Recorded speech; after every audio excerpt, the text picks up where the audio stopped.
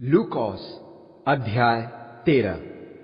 उसी समय वहां उपस्थित कुछ लोगों ने मसीह यीशु को उन गलील वासियों की याद दिलाई जिनका लहू पिलातुस ने उन्हीं के बलिदानों में मिला दिया था। मसीह यीशु ने उनसे पूछा, क्या तुम्हारे विचार से ये गलीली अन्य गलील वासियों की तुलना में अधिक पापी थे कि उनकी यह स्थिति हुई? नहीं, मैं तुमसे कहता हूं कि यदि तुम मन न फिराओ तो तुम सब भी इसी प्रकार नाश हो जाओगे। या वे 18 व्यक्ति जिन पर सिलोआम का खंभा गिरा, जिससे उनकी मृत्यु हो गई, यरूशलेम वासियों की अपेक्षा अधिक दोषी थे? नहीं, मैं तुमसे कहता हूं कि यदि तुम मन न फिराओ तो तुम सब भी इसी प्रकार नाश हो जाओगे। तब मसीह यीशु ने उन्हें इस दृष्टांत के द्वारा समझाना प्रारंभ किया। एक व्यक्ति ने अपने बगीचे में एक अंजीर का पेड़ लगाया। वह फल की आशा में उसके पास आया। उसने माली से कहा, देखो, मैं 3 वर्ष से इस पेड़ में फल की आशा लिए आ रहा हूं और मुझे अब तक कोई फल प्राप्त नहीं हुआ। काट डालो इसे, भला क्यों इसके कारण भूमि व्यर्थ ही घिरी रहे। किंतु माली ने स्वामी से कहा, स्वामी, इसे इस वर्ष और रहने दीजिए। मैं इसके आसपास की भूमि खोदकर इसमें खाद डाल देता हूं। यदि अगले वर्ष यह फल लाए तो अच्छा, नहीं तो इसे कटवा दीजिएगा। शब्बात पर मसीह यीशु यहूदी सभागृह में शिक्षा दे रहे थे। वहां एक ऐसी स्त्री थी जिसे एक प्रेत ने 18 वर्ष से अपंग किया हुआ था, जिसके कारण उसका शरीर झुककर दोहरा हो गया था और उसके लिए सीधा खड़ा होना असंभव हो गया था। जब मसीह यीशु की दृष्टि उस पर पड़ी, उन्होंने उसे अपने पास बुलाया और उससे कहा, हे नारी, तुम अपने इस रोग से मुक्त हो गई हो। यह कहते हुए मसीह यीशु ने उस पर अपने हाथ रखे और उसी क्षण वह सीधी खड़ी हो गई और परमेश्वर का धन्यवाद करने लगी। किंतु यहूदी सभागृह प्रधान इस पर अत्यंत रुष्ट हो गया, क्योंकि मसीह यीशु ने उसे शब्बात पर स्वस्थ किया था।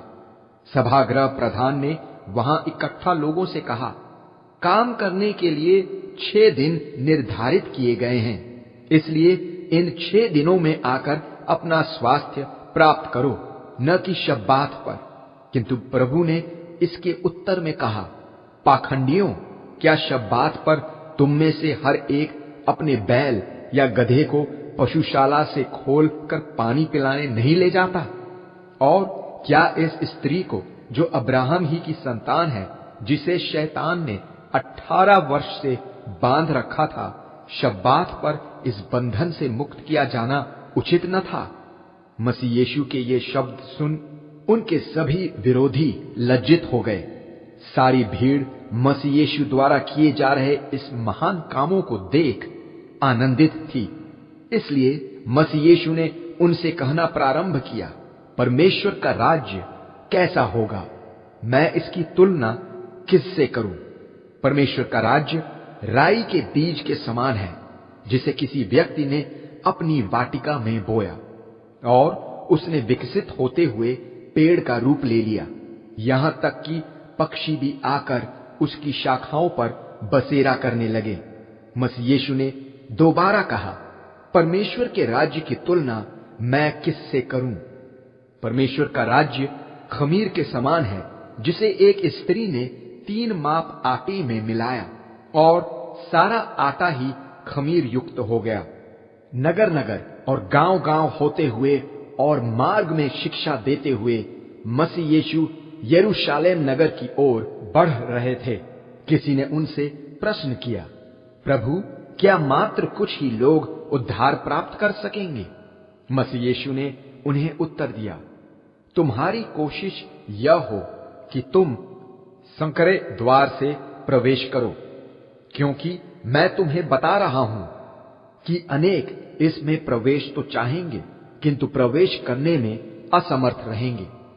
एक बार जब घर का स्वामी द्वार बंद कर दे तो तुम बाहर खड़े द्वार खटखटाते हुए विनती करते रह जाओगे, महोदय कृपया हमारे लिए द्वार खोल दें।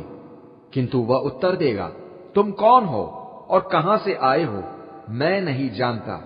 तब तुम कहोगे, हम आपके साथ खाया पिया करते थे और आप हमारी गलियों में शिक्षा दिया करते थे।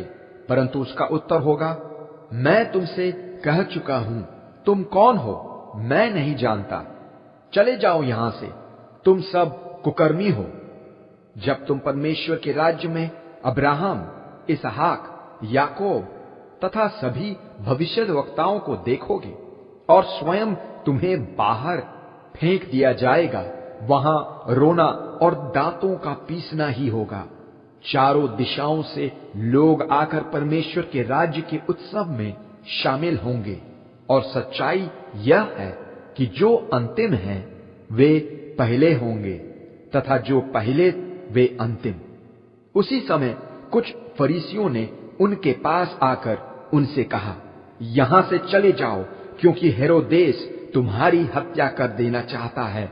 मसीह यीशु ने उन्हें उत्तर दिया, जाकर उस लोमड़ी से कहो, मैं आज और कल प्रेतों को निकालूंगा और लोगों को चंगा करूंगा और तीसरे दिन मैं अपने लक्ष्य पर पहुंच जाऊंगा। फिर भी यह जरूरी है कि मैं आज, कल और परसों यात्रा करूं, क्योंकि यह हो ही नहीं सकता कि किसी भविष्यद्वक्ता की हत्या यरूशलेम नगर के बाहर हो। यरूशलेम, ओ यरूशलेम, तुम ऐसे नगर हो जो भविष्यद्वक्ताओं की हत्या कर देता है तथा उनका पथराव करता है जो इसके लिए भेजे जाते हैं। कितनी ही बार मैंने यह चाहा कि तुम्हारी संतानों को इकट्ठा करूं, ठीक वैसे ही जैसे मुर्गी अपने चूजों को अपने पंखों के नीचे इकट्ठा कर लेती है, किंतु तुम ही ने न चाहा, इसलिए तुम्हारा घर तुम्हारे लिए उजाड़ छोड़ा जा रहा है। जो मैं तुमसे कह रहा हूं उसे सुनो। तुम मुझे तब तक न देखोगे जब तक वह समय न आए जब तुम यह कहोगे, धन्य है वह जो प्रभु के नाम में आता है।